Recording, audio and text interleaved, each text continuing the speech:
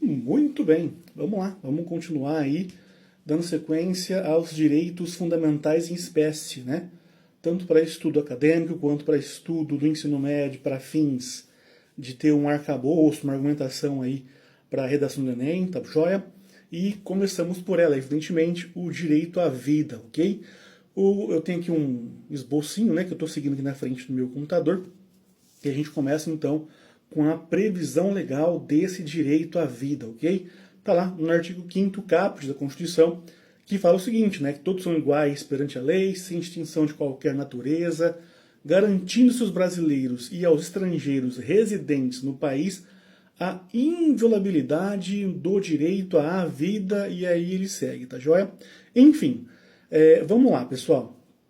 Quais são os aspectos desse direito que nós temos, o direito à vida? São dois aspectos.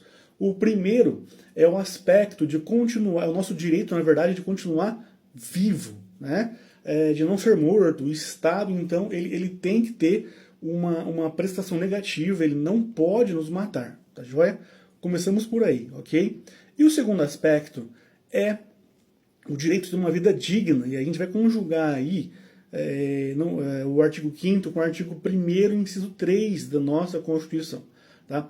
Ou seja, na verdade, todos os artigos devem ser lidos juntamente com o artigo 1º, inciso 3 da Constituição, beleza? E que fala fala da dignidade da pessoa humana, ok? Muito cuidado com isso, tá? Bom, um segundo tópico aí a ser falado é a partir de quando que a nossa vida ela é protegida, né?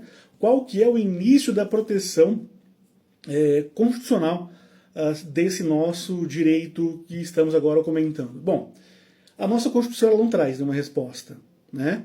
Ela não fala. Entretanto, né, um tratado internacional de direitos humanos que o Brasil assinou, ele fala um pouquinho, né? Ele fala no artigo 4º, tópico 1, que a vida deve ser protegida desde o momento da concepção, ok? Então, olha que diz o artigo 4º lá dessa Convenção Americana de Direitos Humanos, também chamado de Pacto São José da Costa Rica. Fala o seguinte: toda pessoa tem o direito que se respeite sua vida. Esse direito deve ser protegido pela lei e, em geral, cuidado com isso, desde o momento da concepção, né?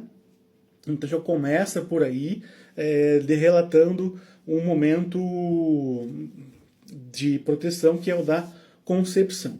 Tá, e o que é concepção? Né? É a fecundação do óvulo pelo espermatozoide? Na verdade, não. Né? Na verdade, a própria Corte Interamericana de Direitos Humanos entende como concepção o momento da nidação. É aquele óvulo fecundado pelo espermatozoide, é onde ele gruda na parede do útero, tá joia?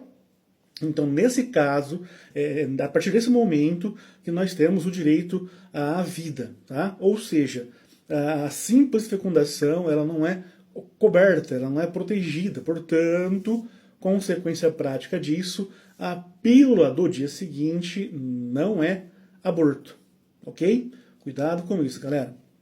O que mais? Embora, né, a nossa corte entenda, na verdade, entenda que a nossa vida deve ser protegida desde a concepção, ela fala o seguinte, eu vou ler de novo, né? Esse direito deve ser protegido pela lei e, em geral, ou seja, se o país disciplinar de outra maneira, ok, também deve ser respeitada a legislação interna, tá? A gente vai falar sobre isso, né? Mas, na verdade, dá para falar sobre agora. Bom, a gente vai falar, na verdade, lá quando está dando um aborto, tá? Aguarde um momentinho aí. Bom, no Brasil, evidentemente, né, nós temos aí a proteção da vida extrauterina, óbvio, né? Mas também temos a proteção da vida intrauterina. Portanto, o feto também possui já alguma proteção aí, tá bom? Ele já possui direitos fundamentais, tá joia? Por isso que nós temos, por exemplo, a Lei dos Alimentos Gravídicos, a Lei número 11.804/2008, que ela prevê os alimentos para a criança antes do seu nascimento, durante a gravidez. Tá? Então, nesse caso, isso demonstra, né, que nós protegemos a nossa vida a partir do nascituro. Tá bom? Bom, como tudo nessa vida, né, esse direito ele é relativo, ele não é absoluto, tá? Nós temos aí, para provar que a gente protege a vida intrauterina, o crime de aborto, né? Então, em regra, no Brasil, o aborto ele é crime e tem duas exceções na legislação e uma na jurisprudência, tá joia? Nós só não protegemos o nascituro em dois casos, de acordo com a lei, né? De acordo com o aborto necessário e aborto sentimental. Então, nessas duas hipóteses, a lei já previa há tempos, né, que era possível interromper aí a gestação, tá bom? O primeiro caso do aborto necessário, né, quando a gravidez coloca em risco a vida da gestante, né? A gente viu que o direito fundamental, qualquer um deles, né, é irrenunciável, né? A pessoa não pode abrir mão de direitos fundamentais, tá joia? Então, nesse caso, só se a gestante optar, né? Se ela não optar, se ela também decidir que quer se proteger, então não há que ser feito. Então, claramente, né, só o médico pode fazer esse procedimento, tá?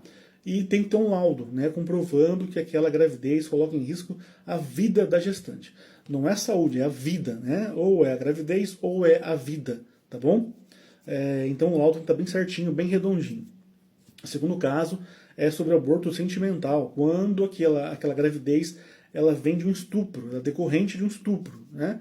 Não tem como a gente forçar a mulher a seguir com uma gravidez, né? E onde ela vai nutrir ódio por aquele nascituro, né? Ela não vai conseguir enxergar ali um filho, vai ver a imagem do seu algoz, do seu estuprador, né?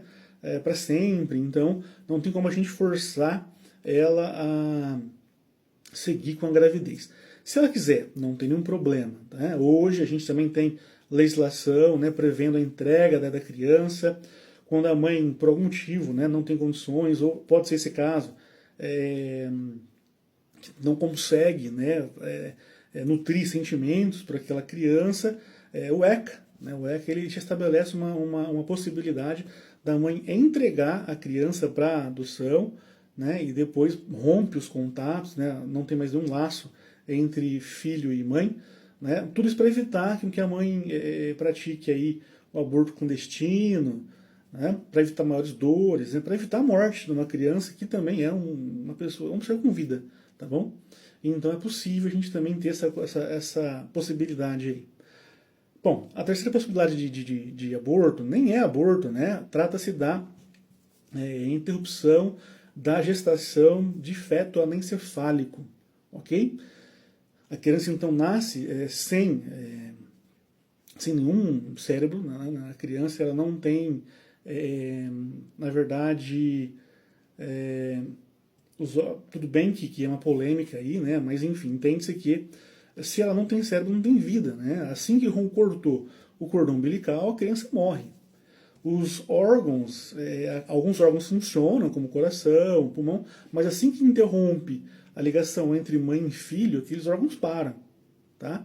Então não tem o que fazer, ok? E aí esse caso da anencefalia foi tratado na DPF número 54, lá no STF, em 2012, ok? Então, em relação aí à vida intrauterina, a gente já terminamos, né, o que de mais interessante existe, né, de mais importante existe, e a gente então continua com o segundo tópico. E sobre a eutanásia e ortotanásia? Vamos lá. A eutanásia é matar alguém para aliviar o sofrimento dela, né? No Brasil isso é proibido, a gente não pode praticar eutanásia, tá bom? A eutanásia, então, a gente pode trabalhar ela como uma hipótese do homicídio privilegiado. Diminui a pena, mas ainda será processado e possivelmente condenado, né? É o artigo 120, previsto no artigo 121, parágrafo 1º, se eu não me engano, tá bom? Já a ortotanásia, ela é uma espécie de eutanásia. A ortotanásia é deixar de prolongar artificialmente a vida de uma pessoa, uma doença incurável, né? Então eu não vou mais ministrar nenhum remédio, eu não vou mais prolongar a vida daquela pessoa que está lá dependendo de aparelhos, de medicação, enfim. Né? Então eu vou simplesmente deixar de continuar aqueles tratamentos, né? E a pessoa então sozinha vai encerrando a sua vida, ok? Bom, aqui pessoal, essa ortotanásia, né, ela é regulamentada pelo nosso Conselho Federal de Medicina, tá? E diz que é preciso ter autorização do paciente, ou pelo menos da família, tá bom? E só deve ocorrer em doença grave e irreversível. Doença grave e irreversível, né? Obviamente, o paciente vai ter direito a analgésicos, né, para não sentir dor, tá bom? Por que isso? Porque a nossa doutrina também entende que morrer com dignidade integra o direito à vida, tá? Portanto, esse momento ele deve acontecer sem dor e de forma digna, tá bom? Claro, sem dor na medida do possível, tá? Cuidado com isso. Em relação ao suicídio, no Brasil não é crime, né? Nem a consumação, nem a tentativa, tá? A autolesão não é punível no Brasil, tá bom? O que a gente pune é o induzimento, a instigação e o auxílio material, né? Para que outras pessoas cometam o suicídio, beleza? Que mais? O direito à vida ele é relativo, né? Não é absoluto, já falei isso para vocês. Então precisamos analisar aqui as hipóteses de relatividade do nosso, são várias, né? Do nosso direito à vida, tá bom? Nós temos aí algumas situações que excluem a ilicitude, como por exemplo, a legítima defesa, o estado de necessidade, né? Legítima defesa é quando você usa os meios moderados para repelir injusta agressão atual ou iminente, né? E estado de necessidade é quando você, diante de um perigo atual, acaba agindo, né? E aí sacrificando o direito de outra pessoa, tá bom? Mas isso aí a gente vai ver em direito penal, né? Além disso, pessoal, nós temos aí a possibilidade da pena de morte em caso de guerra declarada, né? Nós, no Brasil, sabemos que é o presidente da República que declara guerra, tá bom? E aqui a pena de morte ela está prevista lá no Código Penal Militar e regulamentada pelo Código de Processo Penal Militar, tá bom? Exemplos de crimes que ensejam aí a pena de morte em época de guerra é a traição, tá? Por exemplo. E aqui no Brasil a gente pratica, né, a pena de morte por meio do fuzilamento, beleza? Seguindo, né, já vimos aí as hipóteses de aborto, né? Lá também a gente relativizamos o direito à vida, né? As três hipóteses de aborto, duas legais e uma jurisprudencial.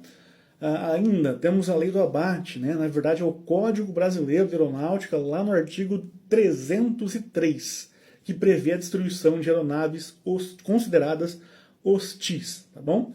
Ela entra em espaço aéreo brasileiro e não atende nenhum comando de torre, né? Então nesse caso, vamos lá, o que diz aí o artigo 323. Geralmente, pessoal, eu vou resumir.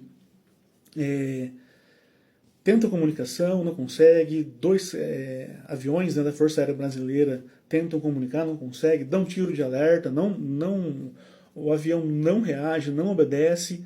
Aí chega uma hora que não tem o que fazer, né, e a autoridade poderá empregar meios que julgar necessário para compelir a aeronave a efetuar o pouso no aeródromo que lhe for indicado. Não tem como, você não consegue.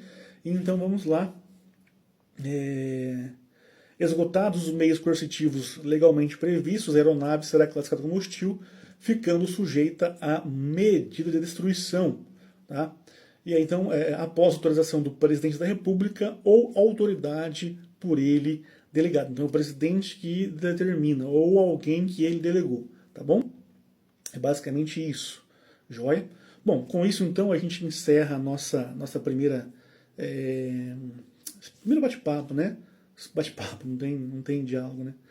Esse primeiro vídeo sobre direitos fundamentais em espécie e a gente segue então para o próximo, beleza?